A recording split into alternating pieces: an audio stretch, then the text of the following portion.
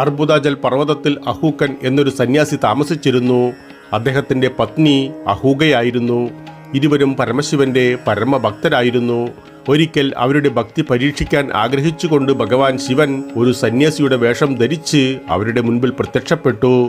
അഹൂക്കൻ അതിഥിയെ ആദരിക്കുകയും നല്ല രീതിയിൽ പരിചരിക്കുകയും ചെയ്തു. രാത്രി ആയതോടെ രാത്രി മുഴുവൻ അഭയം നൽകുവാൻ സന്യാസി അവരോട് അഭ്യർത്ഥിച്ചു. സ്വന്തം കുടിലിൽ ഒരേ സമയം 2 പേർക്ക് മാത്രമേ താമസിക്കുവാൻ സൗകര്യമുള്ളൂ എന്നതിനാൽ അഹൂക്കൻ നിസ്സഹായത പ്രകടിപ്പിക്കുന്നു. എന്നാൽ കൈകൾ കൂപ്പിക്കൊണ്ട് പത്നി ഇടപെട്ട് ഭർത്താവിനോട് കുടിലിൻ്റെ പുറത്ത് ശയിക്കുവാൻ അഭ്യർത്ഥിക്കുന്നു. കാരണം ആതിഥ്യം തെളിയിക്കുവാനുള്ള ഈ അവസരം നഷ്ടപ്പെടുത്തുന്നത് അവരുടെ ഭാഗത്തു നിന്നുണ്ടാകുന്ന അനുചിതമായിരിക്കും. യഥാർത്ഥത്തിൽ ശിവനായ സന്യാസി അഹൂക്കൻ്റെ പത്നിയോടൊപ്പം കുടിലിൻ്റെ ഉള്ളിൽ ഉറങ്ങി. അഹൂക്കൻ കുടിലിന് പുറത്തും കിടന്നുറങ്ങി. നിർഭാഗ്യവശാൽ അഹൂക്കൻ ഉറങ്ങിക്കിടക്കവേ ഒരു കാട്ടുമൃഗത്താൽ കൊല്ലപ്പെട്ടു. രാവിലെ ഉണർന്നപ്പോൾ അഹൂക്കൻ മരിച്ചതറിഞ്ഞതോടെ ശിവന്റെ ഹൃദയം ദുഃഖത്താൽ കഷ്ടതകൾ അനുഭവിച്ചു.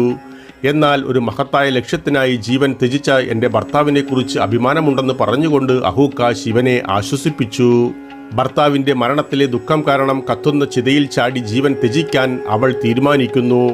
ഉടൻ തന്നെ ഭഗവാൻ ശിവൻ യഥാർത്ഥ രൂപത്തിൽ പ്രത്യക്ഷപ്പെട്ട് അവളെ അനുഗ്രഹിച്ചുകൊണ്ട് പറഞ്ഞു, അടുത്ത ജന്മത്തിൽ നിങ്ങളുടെ ഭർത്താവ് ഒരു രാജകുടുംബത്തിൽ ജനിക്കും. അദ്ദേഹം നളൻ എന്ന പേരിൽ പ്രശസ്തനാകും. നിങ്ങൾ വിദർഭ രാജാവായ ഭീമന്റെ മകൾ ദമയന്തിയായി ജനിക്കും. ഞാൻ ഒരു ഹംസത്തിൻ്റെ രൂപത്തിൽ അവതരിച്ച് നിങ്ങളെ 2 പേരെയും ഒന്നിപ്പിക്കാൻ സഹായിക്കും. ഈ ലോകത്തിലെ എല്ലാ സുഖങ്ങളും ആസ്വദിച്ച ശേഷം നിങ്ങൾ ഇരുവരും സ്വർഗീയസ്ഥരാകും. ഇത്രയും പറഞ്ഞതിന് ശേഷം ശിവൻ സ്വയം സ്ഥാവര ലിംഗമായി പ്രതിഷ്ഠിച്ചു. ആ ലിംഗം പിന്നീട് അജലേശ്വര ലിംഗം എന്നറിയപ്പെട്ടു.